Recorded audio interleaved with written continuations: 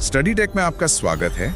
सभी का बहुत बहुत स्वागत है। आज के इस विशेष गहरे विश्लेषण की शुरुआत करते हैं, विशेषकर उन सभी कर्मठ छात्रों और उम्मीदवारों के लिए जो उत्तर प्रदेश सब इंस्पेक्टर यानी यूपीएसआई की परीक्षा की तैयारी कर रहे हैं। बिल्कुल। और ऐसे समय में प्रेरणा बहुत काम आती है। सही कहा। इसलिए शुरुआत एक बहुत ही प्रेरक पंक्ति से करते हैं। जरा ध्यान दीजिएगा। मंजिलें क्या हैं, रास्ता क्या है, हौसला हो तो फासला क्या है। क्या बात है, बहुत खूब। यूपीएसआई की वर्दी का सपना तभी सच होता है जब मेहनत की आग में इंसान खुद को तपाता है।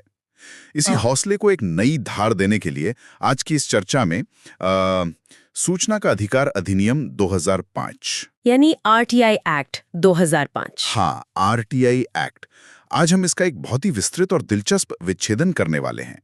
और आज का ये पूरा विश्लेषण स्टडी टेक द्वारा विशेष रूप से तैयार किए गए परीक्षा केंद्रित नोट्स पर आधारित है। देखिए, इन नोट्स की सबसे बड़ी खासियत यह है कि इनमें जटिल कानूनी तथ्यों के साथ साथ याद रखने की शानदार ट्रिक्स भी शामिल हैं। बिल्कुल। और इस गहन चर्चा का मुख्य उद्देश्य भी यही है कि कानूनी धाराओं और ऐतिहासिक तथ्यों को केवल रटने की परंपरा से बाहर निकाला जाए, क्योंकि रटी हुई चीजें तो भूल जाती हैं। एकदम सही। परीक्षा के हॉल में जब घड़ी की सुइयां टिक टिक करती हैं और मानसिक दबाव चरम पर होता है, तब रटी हुई चीजें अक्सर दिमाग से गायब हो जाती है, ब्लैंक हो जाते हैं बच्चे। इसीलिए आज इन कानूनी अवधारणाओं को बहुत ही मजेदार, व्यवहारिक और यादगार तरीके से समझा जाएगा। लक्ष्य ये है कि इस विश्लेषण को सुनने के बाद आरटीआई एक्ट का कोई भी सवाल परीक्षा में उम्मीदवारों के हाथ से न फिसले। ठीक है, चलिए इसे विस्तार से समझते हैं और देखते हैं कि कैसे ये चर्चा भारी भरकम कानूनी भाषा को एकदम आसान बनाने वाली है। तो शुरुआत कहाँ से की जाए? शुरुआत करते हैं इस कानून की ऐतिहासिक पृष्ठभूमि और उस मशहूर राजनारायण केस से। अक्सर लगता है कि आरटीआई एक आधुनिक भारतीय अवधारणा है, लेकिन इसका इतिहास तो सदियों पुराना है। हाँ, सदियों पुराना। अगर आरटीआई के वैश्विक इतिहास पर नजर डाली जाए तो इसकी जड़ें यूरोप से जुड़ी हैं। दुनिया भर में सूचना के अधिकार को कानूनी मान्यता देने वाला पहला देश स्वीडन था। स्वीडन? हाँ, स्वीडन। और स्वीडन ने साल 1766 में ही अपने नागरिकों को यह अधिकार दे दिया था। बाप रे, 1766! ये सोचना भी अद्भुत है कि 18वीं सदी में जब दुनिया के ज्यादातर हिस्सों में राजशाही और तानाशाही चरम पर थी, राजाओं का एक छत्र राज हुआ करता था। बिल्कुल, तब एक देश प्रेस की स्वतंत्रता और सरकारी कामकाज में पारदर्शिता की नींव रख रहा था। ये तो हुई दुनिया की बात, लेकिन अगर सीधे भारत के संदर्भ में बात की जाए तो हमारे देश में इसकी शुरुआत का श्रेय राजस्थान की मिट्टी को जाता है। राजस्थान का वो प्रसिद्ध मजदूर किसान आंदोलन। हाँ, साल 1990 के दशक में राजस्थान में मजदूर किसान शक्ति संगठन, जिसे संक्षेप में एमकेएसएस कहा जाता है, एमकेएसएस, जी, उसने पहली बार इसकी पुरजोर मांग उठाई थी। अरुणा रॉय जैसे सामाजिक कार्यकर्ताओं के नेतृत्व में। और ये कोई वातानुकूलित कमरों में बैठकर की गई कॉर्पोरेट मांग नहीं थी। नहीं, बिल्कुल नहीं। ये जमीनी स्तर पर काम करने वाले उन मजदूरों और किसानों की मांग थी जिन्हें उनके काम की पूरी मजदूरी नहीं मिल रही थी। वो जानना चाहते थे कि सरकारी रिकॉर्ड्स जैसे मस्टर रोल में क्या लिखा है। उनका नारा भी तो था, हमारा पैसा हमारा हिसाब। हाँ, पारदर्शिता उनके लिए कोई विलासिता नहीं बल्कि रोजी रोटी और अस्तित्व का सवाल था। ये तो हुई जमीनी आंदोलन की बात, लेकिन इसे कानूनी और संवैधानिक जामा कैसे पहनाया गया? यहाँ आता है सुप्रीम कोर्ट का वो ऐतिहासिक फैसला जिसे राजनारायण बनाम उत्तर प्रदेश सरकार केस के नाम से जाना जाता है। ये केस भारतीय लोकतंत्र के सबसे बड़े और महत्वपूर्ण मुकदमों में से एक है। ये वही केस है जिसने 1970 के दशक की राजनीति में भूचाल ला दिया था। सही बात है। इस मामले में सुप्रीम कोर्ट ने एक बेहद अहम संवैधानिक व्याख्या प्रस्तुत की। अदालत ने स्पष्ट किया कि संविधान के अनुच्छेद 19A, जो देश के हर नागरिक को वाक और अभिव्यक्ति की स्वतंत्रता यानी freedom of speech and expression का अधिकार देता है, उसी के तहत सूचना का अधिकार भी आता है। बिल्कुल, उसी के तहत सूचना का अधिकार भी एक मौलिक अधिकार यानी फंडामेंटल राइट है। अदालत का तर्क बहुत सीधा और मारक था। क्या था वो तर्क? कि लोकतंत्र में जनता मालिक है और सरकार सेवक। वाह! यदि मालिक के पास यही सूचना नहीं होगी कि उसका सेवक क्या काम कर रहा है, तो वो खुद को सही तरीके से अभिव्यक्त कैसे करेगा? बिना सही जानकारी के अभिव्यक्ति की आजादी अर्थहीन हो जाती है। और यहीं पर यूपीएसआई की तैयारी कर रहे छात्रों के लिए स्टडी टेक की वो मजेदार ट्रिक आती है जो इस केस को हमेशा के लिए दिमाग में छाप देगी। हाँ, वो ट्रिक बहुत काम किया है। ट्रिक ये है कि राजनारायण जी ने बोला, अनुच्छेद 19(1)(a) में मुझे भी राज जानने का हक है। राजनारायण से राज यानी रहस्य जानने का हक। बहुत ही बढ़िया। इसके अलावा एक और बहुत महत्वपूर्ण तथ्य है कि भारत में आरटीआई लागू करने वाले पहले 2 राज्य कौन से थे। ये सवाल अक्सर परीक्षाओं में आता है। पहला था तमिलनाडु और दूसरा था गोवा।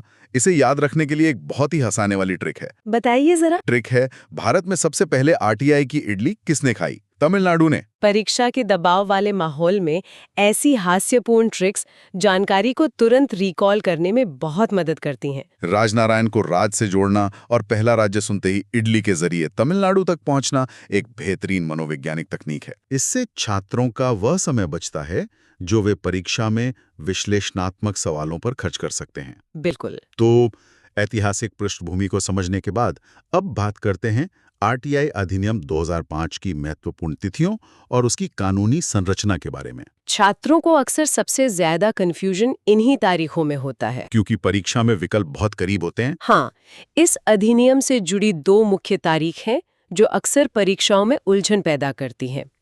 पहली तारीख है 15 जून 2005। 15 जून। ये वह दिन है जब ये अधिनियम भारतीय संसद के दोनों सदनों से पारित हुआ और इसे राष्ट्रपति की मंजूरी मिली थी। लेकिन कोई भी बड़ा कानून रातों रात पूरे देश में लागू नहीं किया जा सकता। सही बात है, समय लगता है। इसलिए दूसरी और सबसे अहम तारीख है 12 अक्टूबर 2005, जब ये कानून पूरे देश में आधिकारिक रूप से लागू हो गया। लेकिन पारित होने और लागू होने के बीच ये 120 दिन का अंतर क्यों रखा गया? ये एक बहुत ही तार्किक प्रशासनिक कदम था। 15 जून से 12 अक्टूबर के बीच के उन 120 दिनों का उपयोग पूरे देश में बुनियादी ढांचा तैयार करने के लिए किया गया। जैसे कि हर सरकारी विभाग में जन सूचना अधिकारी यानी पीआईओ नियुक्त करने थे, सूचना आयोगों का गठन करना था और कर्मचारियों को इस नए पारदर्शी सिस्टम के लिए प्रशिक्षित करना था। अगर बिना तैयारी के इसे लागू कर दिया जाता तो व्यवस्था चरमरा जाती। ये एक शानदार पृष्ठभूमि है। अब इसके ढांचे की बात करें तो इस पूरे अधिनियम को 6 अध्यायों और कुल 31 धाराओं में बांटा गया है, यानी 6 चैप्टर्स और 31 सेक्शंस। जी।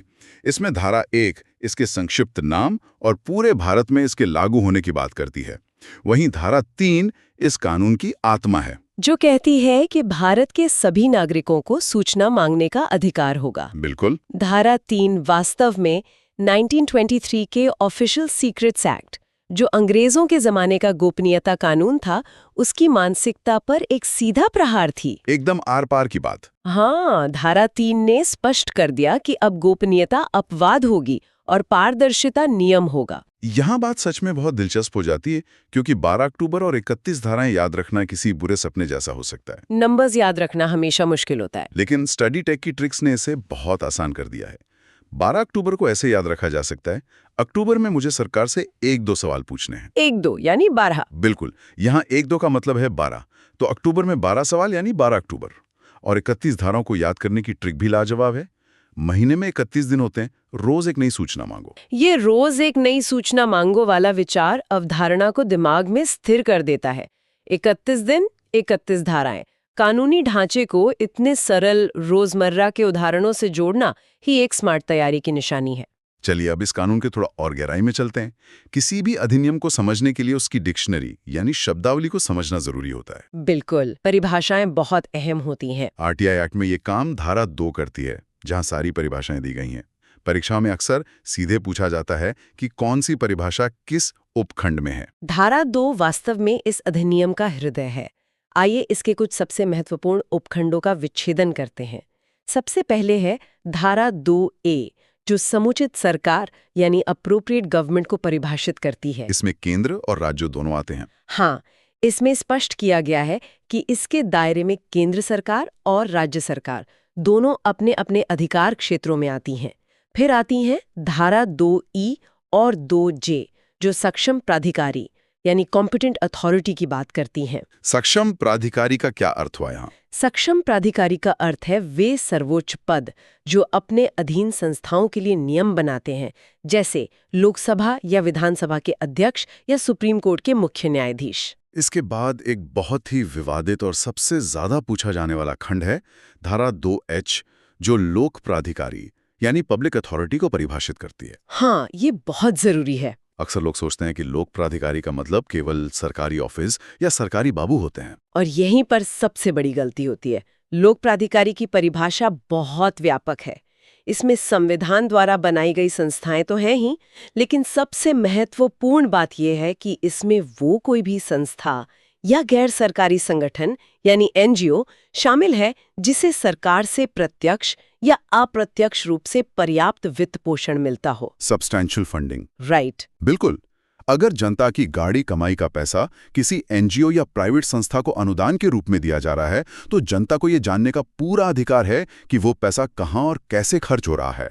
इसलिए वे भी RTI के दायरे में आते हैं। और सूचना यानी इंफॉर्मेशन शब्द का दायरा कितना बड़ा है, इसकी परिभाषा धारा 2F में दी गई है। पुल या इमारत का मॉडल और यहाँ तक कि इलेक्ट्रॉनिक डेटा भी सूचना है। यहाँ सबसे आकर्षक बात यह है कि किसी प्राइवेट कंपनी की जानकारी भी इसके दायरे में आ सकती है। बिल्कुल आ सकती है। कैसे? यदि कोई प्राइवेट कंपनी सीधे तौर पर RTI के अधीन नहीं है, लेकिन किसी अन्य मौजूदा कानून के तहत कोई सरकारी नियामक यानी रेगुलेटर उस कंपनी से जानकारी मांग सकता है। जैसे रिजर्व बैंक RBI किसी प्राइवेट बैंक से। एकदम सही।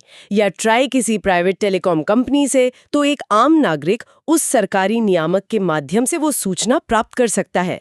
ये प्रावधान इस कानून को बेहद शक्तिशाली बनाता है। ये सच में एक बहुत ही शक्तिशाली पहलू है। और अब समय है इन अक्षरों को याद करने वाली जादुई ट्रिक्स का। बताइए, क्या ट्रिक है इसकी? परीक्षा में विकल्पों को देखकर तुरंत सही उत्तर पहचानने के लिए अंग्रेजी वर्णमाला की ये ट्रिक बहुत काम आती है। पहला 2A का A मतलब अप्रोप्रिएट गवर्नमेंट, समुचित सरकार। ठीक है। दूसरा 2F का F मतलब फाइल और फोल्डर। फाइल और फोल्डर में क्या होता है? सूचना। यानी 2F में है सूचना की परिभाषा। बहुत आसान है। और तीसरा 2H का H मतलब हेड अथॉरिटी। हेड अथॉरिटी यानी पब्लिक अथॉरिटी, लोक प्राधिकारी। बस A, F और H का सीधा सा संबंध है। वर्णमाला के अक्षरों को सीधे उनके अर्थ से जोड़ देना एक बहुत ही तार्किक तरीका है। जब MCQ सामने आते हैं तो ये तकनीक भ्रम को दूर करके सटीक उत्तर तक पहुंचने में समय बचाती है। अब जब ये स्पष्ट हो गया है कि सूचना क्या है और लोक प्राधिकारी कौन है, तो अगला व्यवहारिक सवाल ये उठता है कि आखिर RTI मांगे कैसे और इसका जवाब कब तक मिलेगा, जो कि सबसे जरूरी सवाल है। कानून की धारा 6 और 7 इसी प्रक्रिया को स्पष्ट करती हैं। आवेदन करने की प्रक्रिया को जानबूझकर बहुत ही सरल और नागरिक अनुकूल रखा गया है, जिसका वर्णन धारा 6 में मिलता है। कोई भी नागरिक एक सादे कागज पर लिखित रूप में या इलेक्ट्रॉनिक माध्यम से आवेदन कर सकता है, जैसे RTI की ऑनलाइन पोर्टल पर। हाँ, भाषा की कोई बाध्यता नहीं है। हिंदी, अंग्रेजी या राज्य की किसी भी राजभाषा में आवेदन किया जा सकता है। और सबसे बड़ी बात, इस पूरी प्रक्रिया की फीस मात्र 10 रुपए तय की गई है। ये 10 रुपए का शुल्क बहुत सोच समझकर तय किया गया था। इसका उद्देश्य ये था कि देश का सबसे गरीब नागरिक भी ये फीस दे सके और सरकार से सवाल पूछ सके। और BPL वालों के लिए, गरीबी रेखा से नीचे जीवन यापन करने वाले नागरिकों के लिए तो ये 10 रुपए की फीस भी पूरी तरह माफ है। आवेदन तो हो गया, लेकिन इसका निपटारा कैसे होता है? सरकारी दफ्तरों में तो फाइलें सालों धूल खाती रहती हैं। यही वो जगह है जहां धारा 7 इस कानून को दांत देती है। मतलब? इसे ताकतवर बनाती है। बिल्कुल। कानून सिर्फ अधिकार देकर नहीं रुकता, बल्कि एक सख्त समय सीमा भी तय करता है। सामान्य नियम ये है कि जन सूचना अधिकारी यानी PIO को आवेदन मिलने के 30 दिन के भीतर सूचना देनी ही होगी या फिर उचित कारण बताकर आवेदन रद्द करना होगा। लेकिन इसमें एक स्पेशल नियम भी है जो बहुत महत्वपूर्ण है, जीवन और स्वतंत्रता यानी लाइफ एंड लिबर्टी का नियम। हाँ, और UPSI की तैयारी कर रहे उम्मीदवारों के लिए जो भविष्य में पुलिस विभाग का हिस्सा बनेंगे, ये समझना बेहद जरूरी है। वो कैसे? यदि मांगी गई सूचना किसी व्यक्ति के जीवन या उसकी शारीरिक स्वतंत्रता से सीधे तौर पर संबंधित है, मान लीजिए किसी व्यक्ति को पुलिस द्वारा हिरासत में लिया गया है और परिवार जानना चाहता है कि उसे कहाँ रखा गया है, या कोई जीवन रक्षक मेडिकल रिकॉर्ड है, सही, तो उस स्थिति में 30 दिन का इंतजार नहीं किया जा सकता। ऐसी आपात स्थिति में धारा 7 के तहत 48 घंटे के भीतर जानकारी देनी अनिवार्य है। 48 घंटे, ये सच में कानून की संवेदनशीलता को दर्शाता है। और इन दोनों धाराओं को याद रखने के लिए हंसी मजाक वाली ट्रिक्स भी मौजूद हैं। क्या है वो ट्रिक? धारा 6 मतलब चिट्ठी लिखना। 6 और चिट्ठी सुनने में एक जैसे लगते हैं, 6/6। 6 और चिट्ठी, बढ़िया है। और धारा 7 में सरकार को 30 दिन के अंदर हमारा साथ देना होगा। 7 का मतलब 7। और 48 घंटे वाले नियम के लिए? उसके लिए है, अगर जान पर बनाए तो 48 घंटे में रिपोर्ट चाहिए। 6 से चिट्ठी और 7 से 7 का ये संबंध कमाल का है। और 48 घंटे वाला नियम परीक्षा के दृष्टिकोण से बहुत अहम है, क्योंकि परीक्षक हमेशा अपवादों पर सवाल पूछना पसंद करते हैं। अब इस चर्चा के एक और गंभीर पहलू पर आते हैं। ऐसा तो है नहीं कि 10 रुपए देके सरकार से कुछ भी पूछ लिया जाए और वो बता दे। नहीं, ऐसा बिल्कुल नहीं है। कोई भी अधिकार असीमित नहीं होता, कुछ बातें तो छुपाई भी जाती होंगी। अधिनियम की धारा 8 और 11 इसी छूट या एग्जेम्पशंस के बारे में है। अगर इस विषय को व्यापक दृष्टिकोण से देखा जाए तो एक लोकतांत्रिक राज्य को पारदर्शी होना चाहिए, लेकिन सरकार हर एक बात सार्वजनिक करने के लिए बाध्य नहीं हो सकती। राष्ट्र का हित सर्वोपरि है। बिल्कुल, यही संतुलन धारा 8 में स्थापित किया गया है। तो किन चीजों को इस पारदर्शिता से बाहर रखा गया है? धारा 8 के तहत कई प्रकार की अति संवेदनशील सूचनाओं को स्पष्ट रूप से छूट प्राप्त है। सबसे पहले देश की संप्रभुता, एकता, अखंडता और सुरक्षा से जुड़ी बातें। जैसे सेना की बातें? हाँ, सेना की टुकड़ियों की तैनाती, हथियारों की खरीद का तकनीकी विवरण या खुफिया एजेंसियों के इनपुट। इसके अलावा विदेशी सरकारों के साथ हमारे कूटनीतिक संबंध, किसी सार्वजनिक या निजी कंपनी के ट्रेड सीक्रेट, व्यापारिक रहस्य, जिन्हें उजागर करने से बाजार में उनकी प्रतिस्पर्धात्मक स्थिति को भारी नुकसान पहुंच सकता है। और मंत्रिमंडल यानी कैबिनेट की बैठकों के दस्तावेजों का क्या? कैबिनेट के कागजात भी धारा 8 के तहत सुरक्षित रखे जाते हैं। इसका कारण ये है कि मंत्री परिषद किसी भी फैसले पर पहुंचने से पहले बंद कमरों में स्वतंत्र और बेखौफ होकर चर्चा कर सकें। अगर हर चर्चा उसी वक्त सार्वजनिक होने का डर हो तो कोई भी मंत्री खुलकर अपनी राय नहीं रख पाएगा। एकदम सही। ये तो हुई सरकार की बात, लेकिन अगर मांगी गई जानकारी किसी आम नागरिक या तीसरे व्यक्ति की हो, तो मान लीजिए कोई किसी पड़ोसी के इनकम टैक्स रिटर्न या बैंक खाते की जानकारी मांग ले। ये निजता यानी प्राइवेसी का एक बहुत ही वाजिब सवाल है। इसके लिए कानून में धारा 11 बनाई गई है, जो तीसरे पक्ष की सूचना से संबंधित है। Third party information. हाँ, यदि मांगी गई जानकारी किसी तीसरे पक्ष की है और उस जानकारी का व्यापक जनहित से कोई लेना देना नहीं है, तो पीआईओ तुरंत वो फाइल नहीं सौंप देगा। तो फिर क्या प्रक्रिया है? वो पहले 5 दिन के भीतर उस तीसरे पक्ष को एक लिखित नोटिस भेजेगा और उसकी सहमति या आपत्ति मांगेगा। ये धारा सुनिश्चित करती है कि आरटीआई का इस्तेमाल किसी को परेशान करने या ब्लैकमेल करने के लिए ना हो। और इस छूट वाले हिस्से को याद रखने के लिए स्टडी टेक की जो ट्रिक है, वो पुलिस और प्रशासन के सख्त अंदाज से जुड़ी है। सख्त अंदाज? हाँ, धारा 8 मतलब ऐंठ। 8 मतलब ऐंठ। सरकार ऐंठ में आके बोलेगी, ये देश की सुरक्षा का मामला है, नहीं देंगे जानकारी। 8 और ऐंठ। तो जब भी परीक्षा में पूछा जाए कि किस धारा में जानकारी देने से मना किया जा सकता है, तो सरकार की ऐंठ याद कर लेनी चाहिए, यानी धारा 8। ये 8 और ऐंठ का ध्वन्यात्मक संबंध बहुत मजबूत है। ये सुनिश्चित करता है कि अपवादों वाली ये महत्वपूर्ण धारा स्मृति से कभी ओझल न हो। अब इस गहरे विश्लेषण के अंतिम और संरचनात्मक पड़ाव पर आते हैं। ये सूचना आयोगों के गठन और उनकी नियुक्ति के बारे में है, जिसका जिक्र धारा 12 और धारा 15 में किया गया है। ये वो मशीनरी है जो इस पूरे कानून को जमीन पर लागू करवाती है। अगर कोई पीआईओ जानकारी न दे तो अपील कहाँ की जाएगी? यहीं आयोगों की भूमिका आती है। धारा 12 और 15। धारा 12 के तहत केंद्रीय सूचना आयोग यानी CIC का गठन किया जाता है, जो केंद्रीय विभागों की अपीलें सुनता है।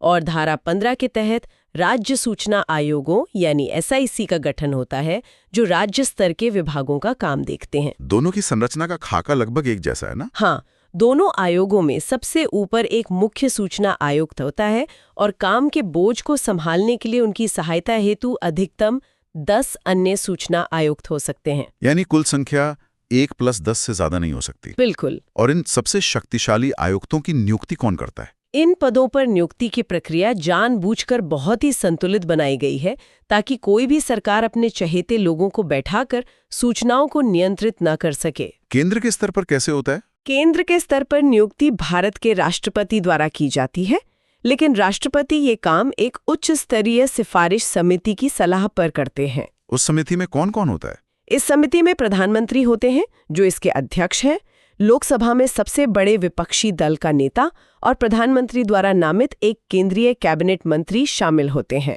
विपक्ष के नेता का होना तो बहुत जरूरी है। बिल्कुल, विपक्ष के नेता की उपस्थिति ये सुनिश्चित करती है कि नियुक्ति की प्रक्रिया निष्पक्ष और पारदर्शी हो। और राज्य के स्तर पर? ठीक इसी तरह की व्यवस्था राज्य स्तर पर है, जहां नियुक्ति राज्य के राज्यपाल द्वारा की जाती है। यहाँ की सिफारिश समिति में मुख्यमंत्री, विधानसभा में विपक्ष का नेता और मुख्यमंत्री द्वारा नामित एक राज्य कैबिनेट मंत्री शामिल होता है। परीक्षा के समय केंद्र और राज्य के आयोगों की इन धाराओं में अक्सर घालमेल हो जाता है।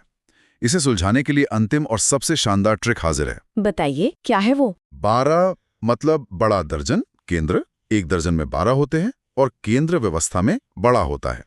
तो धारा 12 मतलब केंद्रीय सूचना आयोग। बहुत अच्छे। और 15 मतलब 15 का पी और प्रोविंस यानी प्रांत या राज्य का पी। 15 माने स्टेट। पी से 15, पी से प्रोविंस। और नियुक्ति को ऐसे याद रखा जा सकता है, केंद्र में राष्ट्रपति मोहर लगाएगा और राज्य में राज्यपाल। बड़ा दर्जन और 15 या प्रोविंस का ये समानांतर मेल संरचनात्मक धाराओं को स्थायी रूप से याद रखने का एक अचूक उपाय है। सूचना का अधिकार अधिनियम यानी RTI एक्ट की उन जटिलताओं को सुलझाएंगे जो परीक्षा के नजरिए से बेहद महत्वपूर्ण है। एकदम सही कहा आपने।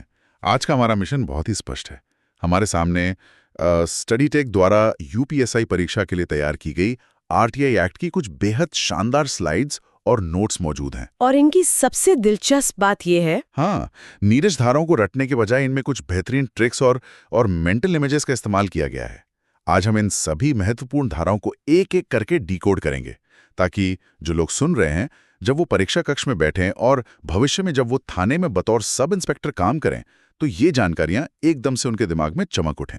बिल्कुल, और ये बहुत जरूरी भी है। क्या है वो ये है कि इस पूरे RTI सिस्टम का बॉस कौन है। बॉस, हाँ, मतलब आयोग का गठन कैसे होता है। यहाँ मुख्य रूप से धारा 12 और धारा 15 का जिक्र किया गया है। देखो, अगर हम इसे बहुत ही जमीनी स्तर पर समझे ना, तो RTI एक्ट ने 2 स्तरों पर सूचना आयोगों की स्थापना की है।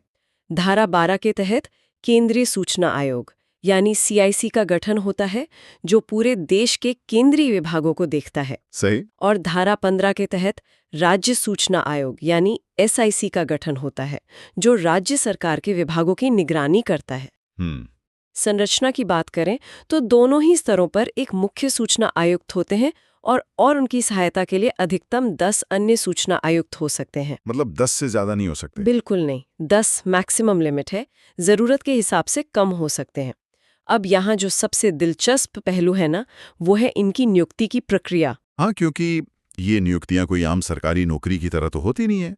स्लाइड्स में दिए गए चित्रों से यह एकदम स्पष्ट है कि केंद्र में इनकी नियुक्ति भारत के राष्ट्रपति करते हैं और राज्य में ये जिम्मेदारी राज्यपाल की होती है। लेकिन क्या राष्ट्रपति या राज्यपाल अपनी मर्जी से किसी को भी चुन लेते हैं? बिल्कुल नहीं, और यहीं पर हमारे लोकतंत्र की खूबसूरती नजर आती है। इस पूरी प्रक्रिया को पारदर्शी बनाने के लिए एक उच्च स्तरीय सिफारिश समिति यानी रिकमेंडेटरी कमेटी काम करती है। राष्ट्रपति या राज्यपाल सिर्फ उसी व्यक्ति को नियुक्त करेंगे जिसके नाम की सिफारिश ये समिति करेगी। तो इस समिति में होता कौन कौन है? केंद्र के मामले में इस समिति के अध्यक्ष प्रधानमंत्री होते हैं। उनके साथ लोकसभा में विपक्ष के नेता और प्रधानमंत्री द्वारा ही नामित एक केंद्रीय कैबिनेट मंत्री होते हैं। अच्छा, इसका मतलब है कि विपक्ष के नेता का होना बहुत जरूरी है, ताकि सरकार सिर्फ अपने चहेते लोगों को इस इतने महत्वपूर्ण पद पर न बिठा दे। एकदम सही पकड़ा आपने।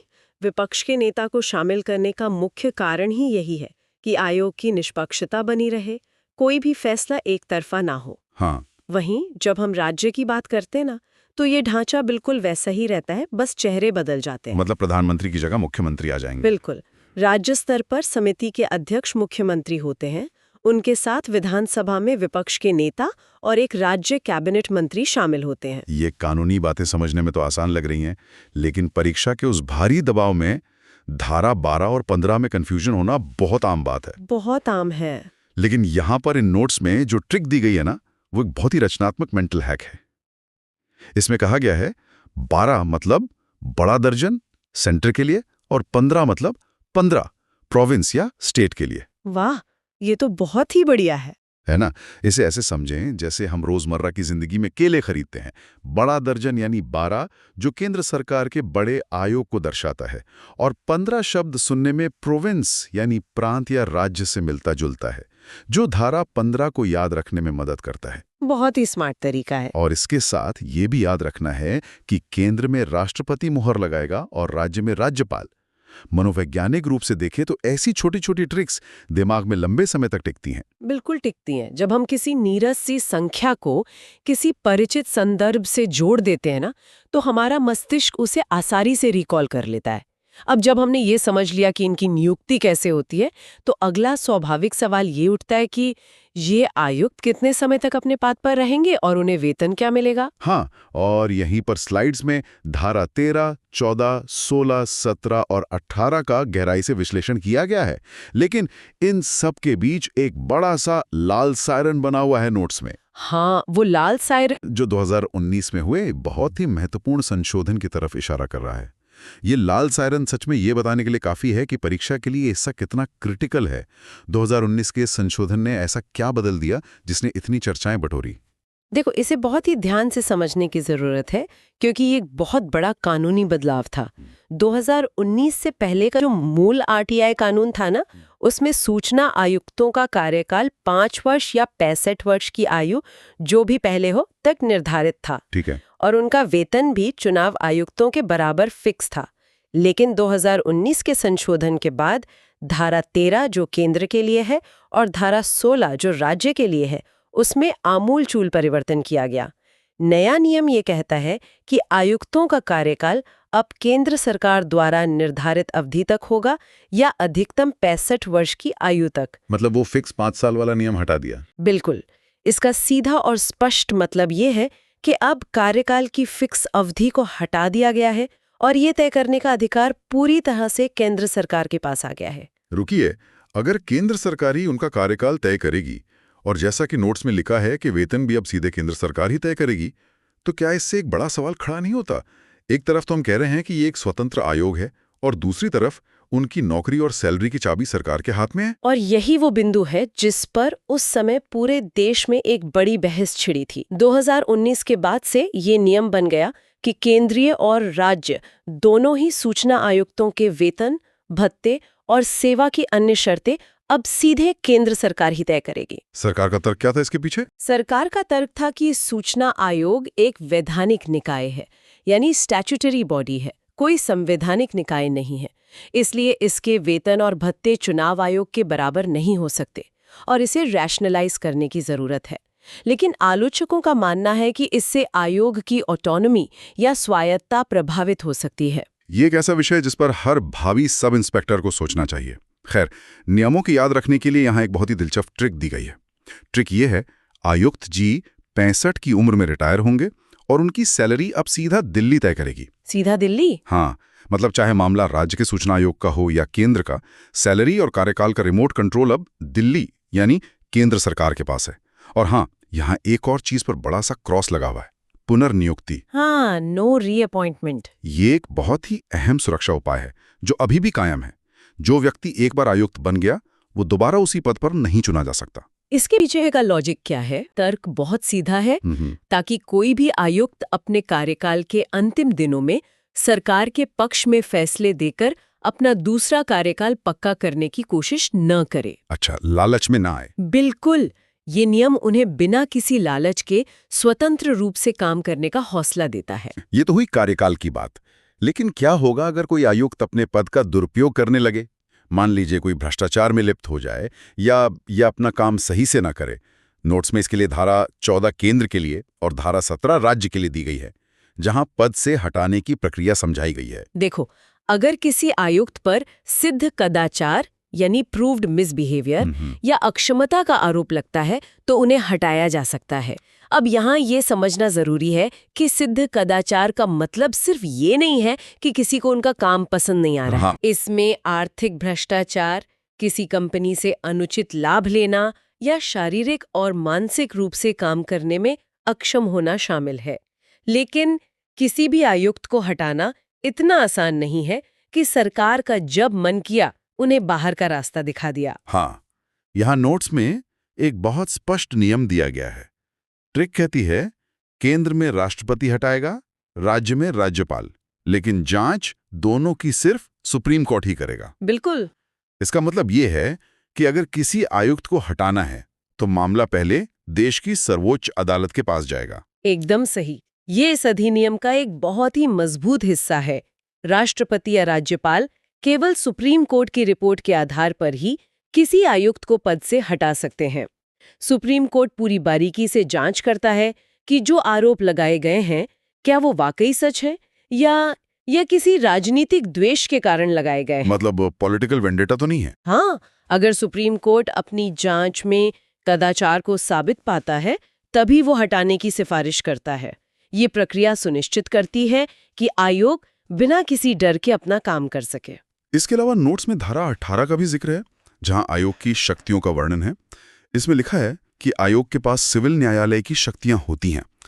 क्या आप इस कानूनी भाषा को थोड़ा आसान शब्दों में समझा सकती हैं? हाँ, बिल्कुल। सिविल न्यायालय की शक्तियों का मतलब है कि सूचना आयोग कोई बिना दांतों वाला शेर नहीं है। अच्छा। कल्पना कीजिए कि एक नागरिक ने आरटीआई लगाई और किसी सरकारी विभाग का अधिकारी कह देता है कि भाई फाइल तो खो गई, या वो जवाब ही नहीं देता। ऐसी स्थिति में सूचना आयोग एक असली जज की तरह व्यवहार कर सकता है।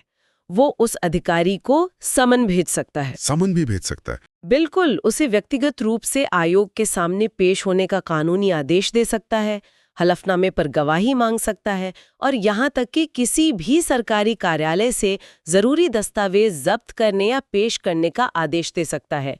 अधिकारी आयोग के इस आदेश को टाल नहीं सकता। बाप रे, ये तो बहुत ही ताकतवर व्यवस्था है। अब जरा उस स्थिति की कल्पना करते हैं जिसका सामना आम जनता को अक्सर करना पड़ता है और जो यूपीएसआई की परीक्षा देने वाले उम्मीदवारों के भविष्य के काम से सीधे जुड़ा है। हाँ। मान लीजिए रामू नाम के एक नागरिक ने अपने गांव में बनी सड़क के टेंडर की जानकारी के लिए या थाने में अपनी एफआईआर के स्टेटस के लिए आरटीआई के तहत आवेदन किया।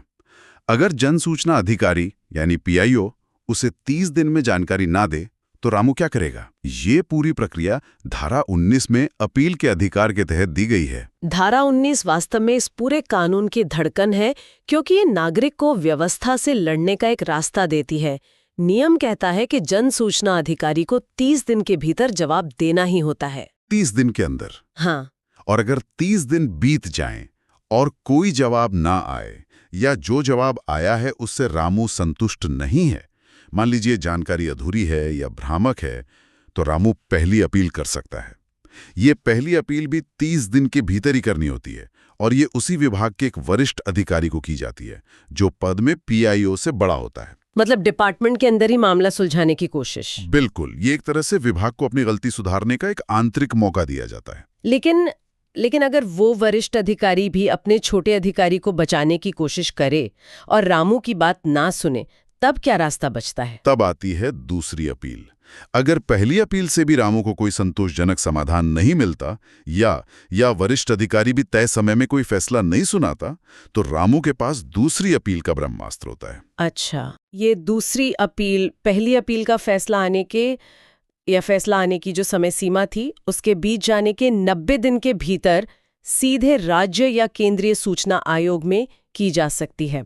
यहाँ से मामला विभाग के हाथ से निकलकर सीधे स्वतंत्र आयोग के पास पहुंच जाता है। इस पूरी टाइमलाइन को याद रखने के लिए यहाँ जो ट्रिक दी गई है ना, वो बहुत ही शानदार है। इसे 30 का पहाड़ा कहा गया है। इसे ऐसे समझिए, 30 × 1 = 30 दिन। मतलब अगर अधिकारी ने जवाब नहीं दिया तो अगले 30 दिन में पहली अपील करो। हाँ। और अगर वहां भी दाल नहीं गली तो 30 का 3 गुना यानी 90 दिन में सीधा आयोग का दरवाजा खटखटाओ। ये 30, 30 और 90 का जो क्रम है, इस गणितीय तरीके से कोई भी उम्मीदवार परीक्षा में अपील के दिनों को लेकर कभी कंफ्यूज नहीं होगा। बिल्कुल नहीं होगा। ये गणितीय समानता अपील की समय सीमा को हमेशा के लिए दिमाग में लॉक कर देती है। लेकिन यहाँ एक और गंभीर सवाल पैदा होता है। वो क्या? अगर कोई अधिकारी बार बार जानकारी देने से कतरा रहा है या जानबूझकर फाइलों को दबाकर बैठा है, तो क्या उसे सिर्फ डांट पड़ती है या उस पर कोई दंडात्मक कार्रवाई भी होती है? इसका जवाब हमें धारा 20 और 21 में मिलता है, और ये धाराएं किसी भी पुलिस अधिकारी या सरकारी कर्मचारी के लिए सबसे ज्यादा मायने रखती हैं। हाँ, नोट्स में भी इस हिस्से को मोस्ट इम्पोर्टेंट मार्क किया गया है। और जो भी उम्मीदवार सब इंस्पेक्टर बनने जा रहे हैं उन्हें धारा 20 यानी जुर्माने के प्रावधानों को बहुत अच्छी तरह समझ लेना चाहिए, क्योंकि कल को ये उन पर भी लागू हो सकता है। सही कहा। धारा 20 इस कानून का सबसे सख्त हिस्सा है, जो अधिकारियों में जवाबदेही का डर पैदा करता है। कैसे?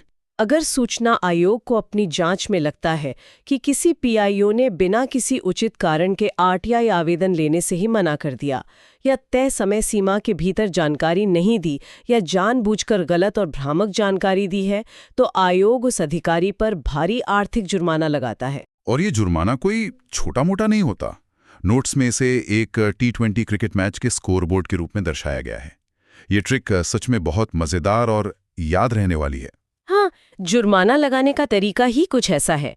कानून के अनुसार ऐसे दोषी अधिकारी पर प्रतिदिन 250 रुपए का जुर्माना लगाया जाता है। हर दिन 250 रुपए? बिल्कुल। ये जुर्माना उस दिन से शुरू होता है जिस दिन जानकारी दी जानी चाहिए थी, और तब तक लगता रहता है जब तक वो अधिकारी सही जानकारी मुहैया नहीं करा देता। लेकिन इसकी एक अधिकतम सीमा तय की गई है, जो कि 25,000 रुपए है। 25,000? ये तो बहुत बड़ी रकम है। 25,000 किसी भी सरकारी कर्मचारी के वेतन का एक बहुत बड़ा हिस्सा होता है, इसलिए ये आर्थिक दंड अधिकारियों को सतर्क रखता है। तभी तो यहाँ ट्रिक कहती है धारा 20 मतलब अधिकारी के साथ T20 मैच खेलना। अधिकारी ने चालाकी की तो उसका हर दिन का 250 काटो, जब तक स्कोर 25,000 तक ना पहुंच जाए। मतलब 20 से T20 और स्कोर 25,000 पर जाके रुकेगा। एक भावी सब इंस्पेक्टर के तौर पे जब आप थाने में बैठेंगे ना, तो आपको हमेशा याद रहेगा कि आरटीआई का जवाब न देने पर आपका भी T20 मैच शुरू हो सकता है।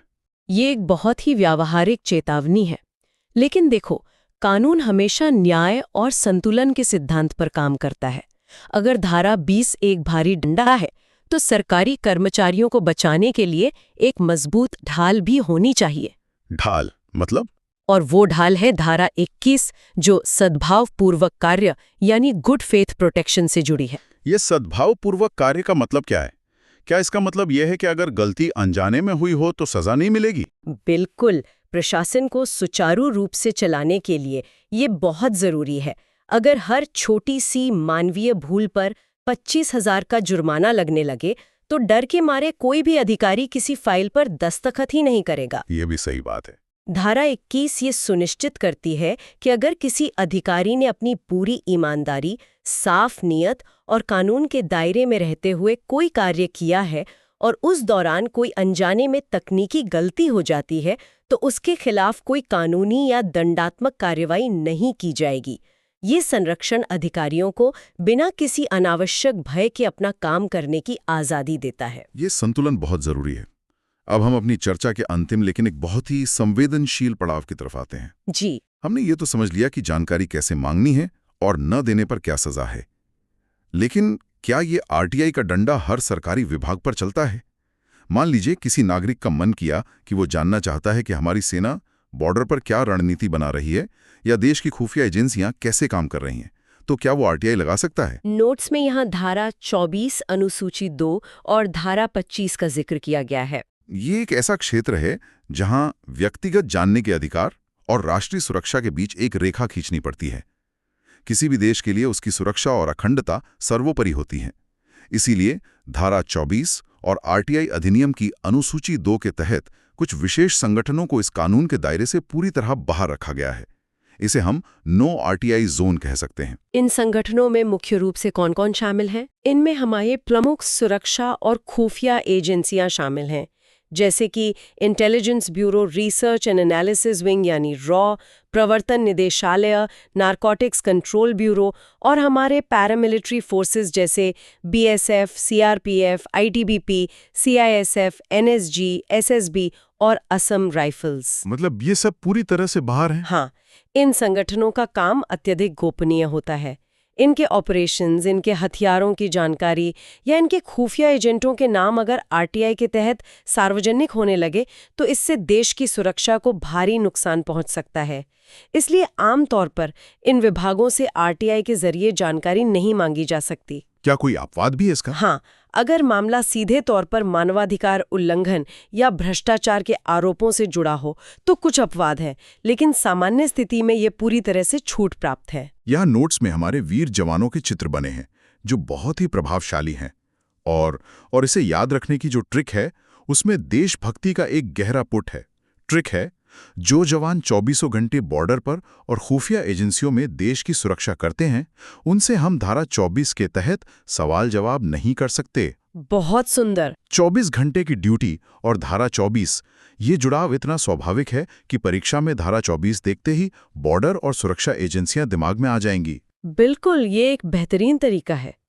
और अंत में, किसी भी कानून को सफल बनाने के लिए उसकी मॉनिटरिंग बहुत जरूरी है। हाँ, धारा 25 इसी मॉनिटरिंग की बात करती है।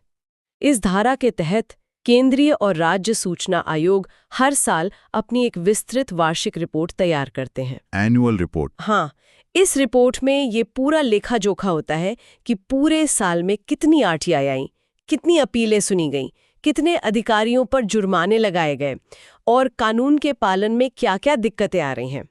आयोग ये रिपोर्ट सरकार को सौंपता है और फिर सरकार इसे संसद या राज्य विधानसभा के पटल पर रखती है, जहां इस पर चर्चा होती है। क्या बात है। इस तरह हमने आयोग के गठन से लेकर उनके कार्यकाल, हटाने की प्रक्रिया, अपील के 30 और 90 दिनों के पहाड़े, अधिकारियों के साथ T20 मैच वाले जुर्माने और देश की सुरक्षा से जुड़ी धारा 24 तक सभी महत्वपूर्ण पहलुओं को पूरी गहराई से डिकोड कर लिया है। बिल्कुल। आज की इस चर्चा से ये साबित हो गया है कि अगर सही ट्रिक्स और उदाहरणों का इस्तेमाल किया जाए ना, तो सबसे मुश्किल कानूनी धाराएं भी आसानी से समझ में आ सकती हैं। जो चीजें पहले रटनी पड़ती थी, वे अब व्यवहारिक परिदृश्यों की तरह दिमाग में छप गई हैं। और सही मायने में शिक्षा वही है जो आपको सिर्फ परीक्षा पास ना कराए, बल्कि आपके काम की समझ को भी बढ़ाए। एकदम। लेकिन आज की इस पूरी चर्चा और इन प्रावधानों को खंगालने के बाद मैं एक बहुत ही गहरा सवाल जहन में छोड़ जाना चाहूंगी। बताइए। हमने धारा 13 और 16 में 2019 के संशोधनों की बात की थी। हाँ, वो लाल सायरन वाला। बिल्कुल। अगर हम ध्यान दें तो सूचना आयुक्तों का कार्यकाल और उनका वेतन अब पूरी तरह से सीधा दिल्ली यानी केंद्र सरकार द्वारा तय किया जा रहा है। सवाल यह उठता है कि क्या भविष्य में इस केंद्रीकरण से सूचना देने वाले इस स्वतंत्र आयोग की निष्पक्षता पर कोई अदृश्य दबाव पड़ सकता है? ये सोचने वाली बात है। क्या एक ऐसी संस्था जिसका मूल काम ही सरकार और उसके तंत्र से सवाल पूछने में आम नागरिकों की मदद करना है, वो पूरी तरह से निडर और स्वतंत्र रह पाएगी जब उसके अपने ही शीर्ष अधिकारियों का भविष्य और सेवा शर्तें सरकार के हाथों में हो? ये एक ऐसा कानूनी और दार्शनिक पहलू है जिस पर हर उस भावी सब इंस्पेक्टर और जागरूक नागरिक को गहराई से सोचना चाहिए, जो कल को इसी व्यवस्था का एक महत्वपूर्ण हिस्सा बनने जा रहा है। ये सच में एक बहुत ही विचारणीय बिंदु है। कानून सिर्फ किताबों में लिखे शब्द नहीं होते, उनका समाज और व्यवस्था पर क्या असर पड़ता है, ये समझना सबसे ज्यादा जरूरी है। खैर, आज की ये ज्ञानवर्धक और ऊर्जा से भरी गहन चर्चा यहीं समाप्त होती है। जी। हमें उम्मीद है कि ये चर्चा आप सभी की तैयारी में एक मजबूत मील का पत्थर साबित होगी। परीक्षा की तैयारी कर रहे सभी उम्मीदवारों को उनकी आगामी परीक्षाओं के लिए बहुत बहुत शुभकामनाएं। याद रखिए, अपनी मेहनत की स्याही को सूखने मत दीजिए। सुनते रहिए और सीखते रहिए।